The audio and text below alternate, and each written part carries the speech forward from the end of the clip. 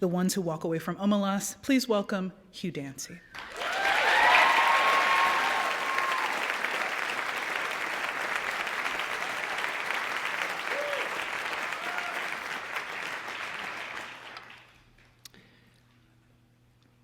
The ones who walk away from Omelas. With a clamor of bells that set the swallows soaring, the festival of summer came to the city Omelas, bright towered by the sea. The rigging of the boats in harbor sparkled with flags. In the streets, between houses with red roofs and painted walls, between old moss-grown gardens and under avenues of trees, past great parks and public buildings, processions moved. Some were decorous, old people in long, stiff robes of mauve and gray, grave master workmen, quiet, merry women carrying their babies and chatting as they walked. In other streets, the music beat faster, a shimmering of gong and tambourine, and the people went dancing. The procession was a dance. Children dodged in and out, their high calls rising like the swallows crossing flights over the music and the singing.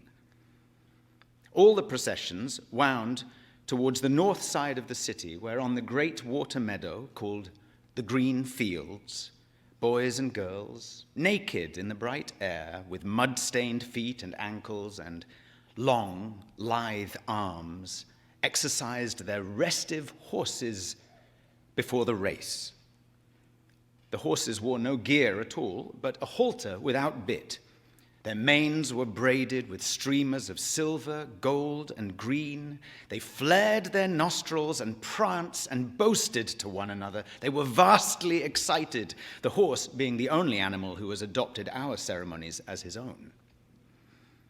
Far off, to the north and west, the mountains stood up, half encircling Omelas on her bay. The air of morning was so clear that the snow, still crowning the 18 peaks, burned with white gold fire across the miles of sunlit air under the dark blue of the sky. There was just enough wind to make the banners that marked the racecourse snap and flutter now and then. In the silence of the broad green meadows, one could hear the music winding through the city streets farther and nearer and ever approaching, a cheerful, faint sweetness of the air that from time to time trembled and gathered together and broke out into the great joyous clanging of the bells. Joyous. How is one to tell about joy? How describe the citizens of Omelas? They were not simple folk, you see, although they were happy. But we do not say the words of cheer much anymore. All smiles have become archaic. Given a description such as this, one tends to make certain assumptions. Given a description such as this, one tends to look next for the king, mounted on a splendid stallion, or surrounded by his noble knights, or perhaps in a golden litter borne by great muscled slaves. But there was no king. They did not use swords or keep slaves. They were not barbarians. I do not know the rules and laws of their society, but I suspect that they were singularly few. As they did without monarchy and slavery, so they also got on without the stock exchange, the advertisement, the secret police, and the bomb. Yet I repeat that these were not simple folk, not dulcet shepherds, noble savages, bland utopians. They were not less complex than us. The trouble is that we have a bad habit, encouraged by pedants and sophisticates, of considering happiness as something rather stupid. Only pain is intellectual, only evil interesting. This is the treason of the artist, a refusal to admit the banality of evil and the terrible boredom of pain. If you can't lick 'em, join 'em. If it hurts, repeat it. But to praise despair is to condemn delight. To embrace violence is to lose hold of everything else. We have almost lost hold. We can no longer describe a happy man, nor make any celebration of joy. How can I tell you about the people of Omelas? They were not naive and happy children, although their children were, in fact, happy. They were mature, intelligent, passionate adults whose lives were not wretched. Oh, miracle! But I wish I could describe it better. I wish I could convince you. Omelas sounds, in my words, like a city in a fairy tale, long ago and far away, once upon a time. But perhaps it would be best if you imagined it as your own fancy bids, assuming it will rise to the occasion, for certainly I cannot suit you all. For instance, how about technology? I think that there would be no cars or helicopters in and above the streets. This follows from the fact that the people of Omelas are happy people. Happiness is based on a just discrimination of what is necessary, what is neither necessary nor destructive, and what is destructive. In the middle category, however, that of the unnecessary but undestructive, that of comfort, luxury, exuberance, etc., they could perfectly well have central heating, subway trains, washing machines, and all kinds of marvelous devices not yet invented here, floating light sources, fuel-less power, a cure for the common cold. Or they could have none of that. It doesn't matter, as you like it. I incline to think that people from towns up and down the coast have been coming into Omelas during the last days before the festival on very fast little trains and double-deck trams, and that the train station of Omelas is actually the handsomest building in town, though plainer than the magnificent farmers' market. But even granted trains, I fear that Omelas so far strikes some of you as goody-goody. Smiles, bells, parades, horses, bleh. If so, please add an orgy. If an orgy would help, don't hesitate. Let us not, however, have temples from which issue beautiful nude priests and priestesses already half in ecstasy and ready to copulate with any man or woman, lover or stranger, who desires union with the deep godhead of the blood, although that was my first idea. But really, it would be better not to have any temples in Omelas, or at least not manned temples. Religion, yes. Clergy, no. Surely the beautiful nudes can just wander about, offering themselves like divine soufflés to the hunger of the needy and the rapture of the flesh. Let them join the processions. Let tambourines be struck above the copulations and the glory of desire be proclaimed upon the gongs. And, a not unimportant point, let the offspring of these delightful rituals be beloved and looked after by all. One thing I know there is none of in Omelas is guilt. But what else should there be? I thought at first that there were not drugs, but that is puritanical. So, for those who like it, the faint, insistent sweetness of druse may perfume the ways of the city. Druse, which first brings a great lightness and brilliance to the mind and limbs, and then, after some hours, a dreamy languor and wonderful visions at last of the very arcana and inmost secrets of the universe, as well as exciting the pleasure of sex beyond belief, and it is not habit-forming. For more modest tastes, I think there ought to be beer. What else? What else belongs in the joyous city? The sense of victory. Surely, the celebration of courage. But, as we did without clergy, let us do without soldiers. The joy built upon successful slaughter is not the right kind of joy. It will not do. It is fearful and it is trivial.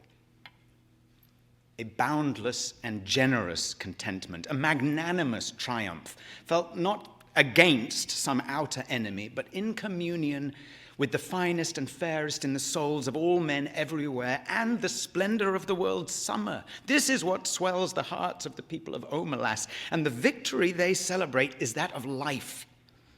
I really don't think many of them need to take Druze. Most of the processions have reached the green fields by now.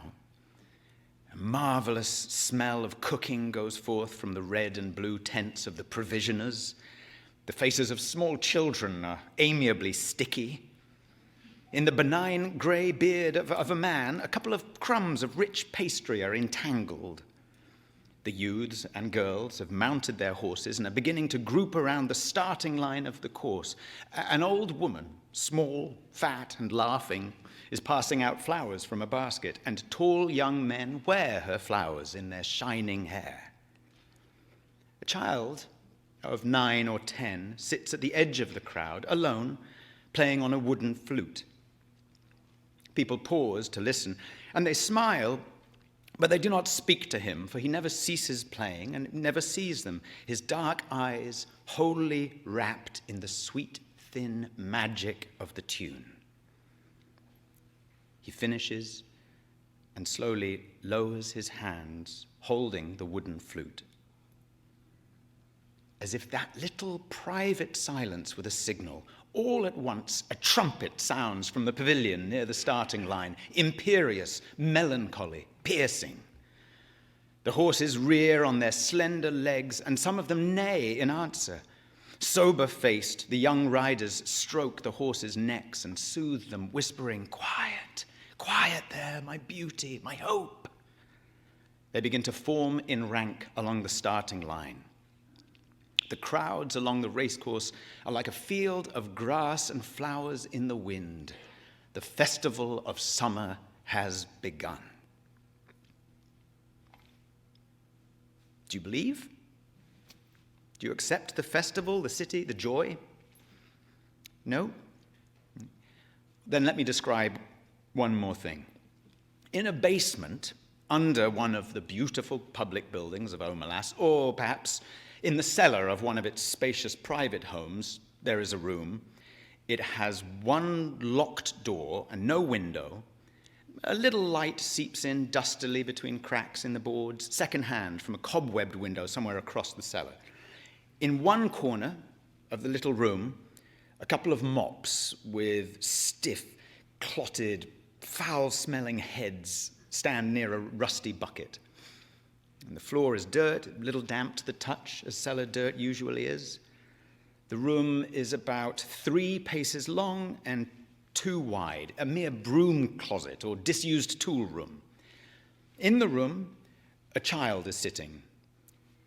It could be a boy or a girl. It looks about 6, but actually it's nearly 10. It is feeble-minded. Perhaps it was born defective, or perhaps it has become imbecile through fear, malnutrition, and neglect.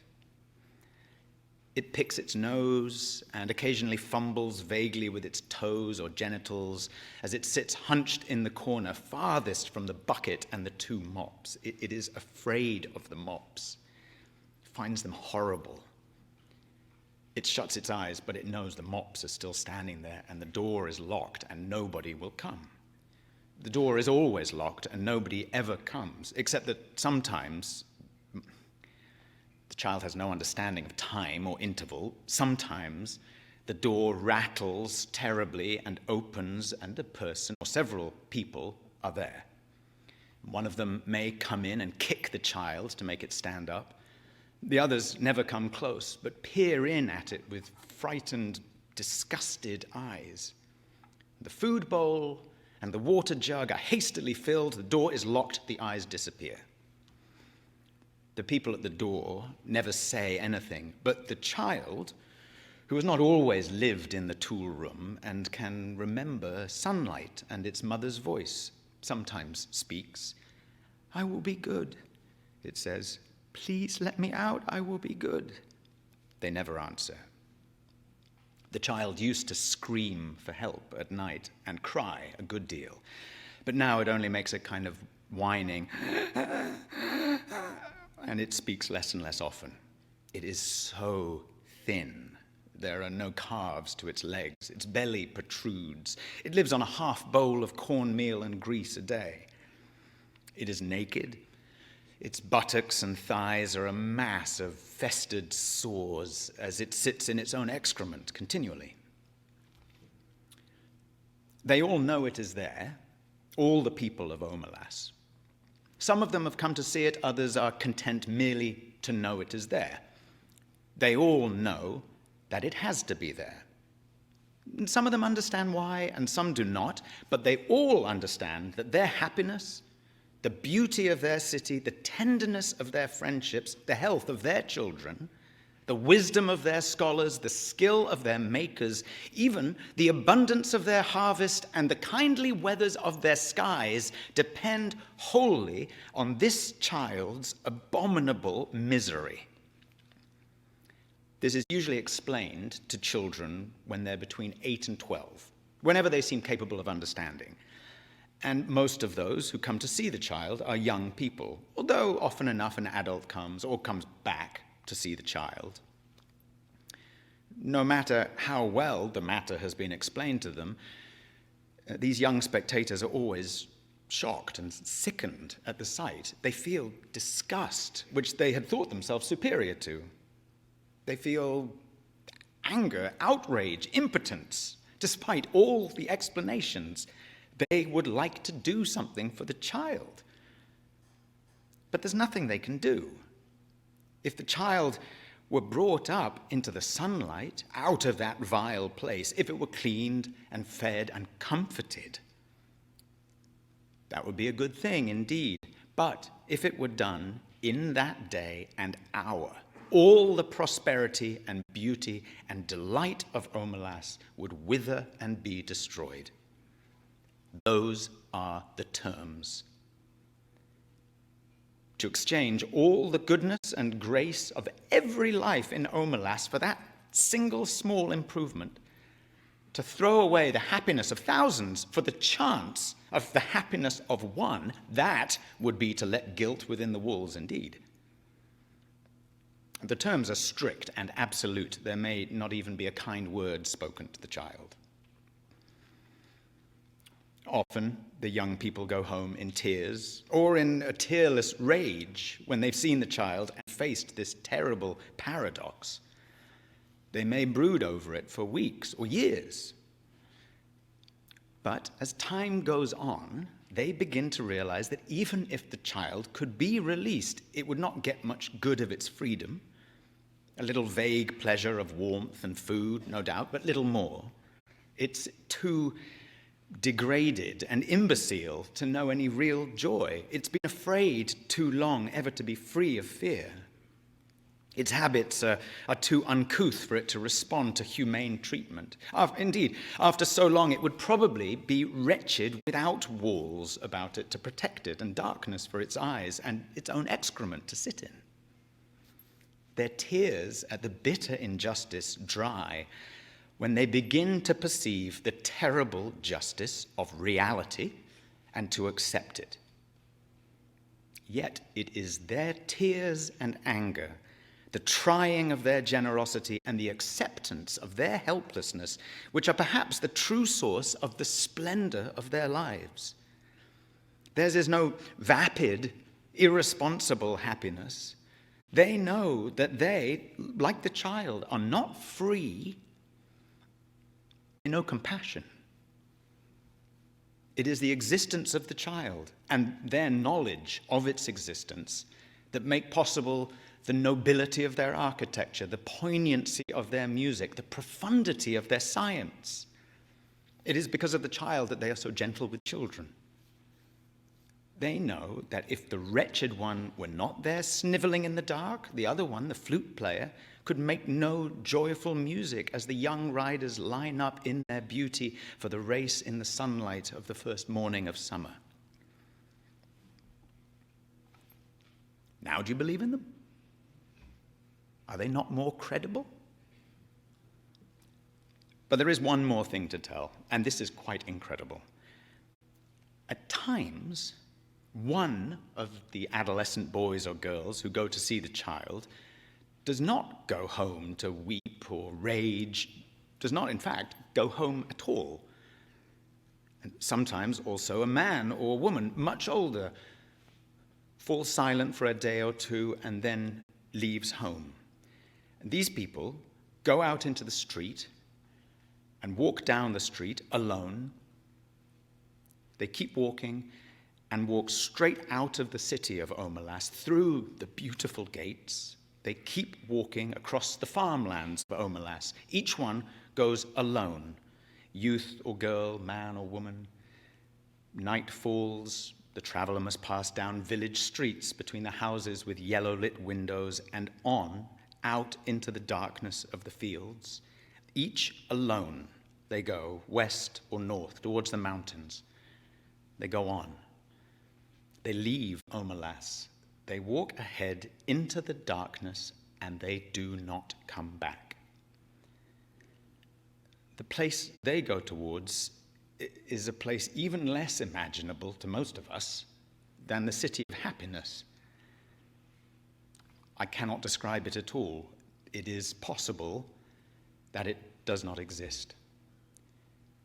But they seem to know where they're going, the ones who walk away from Omelas.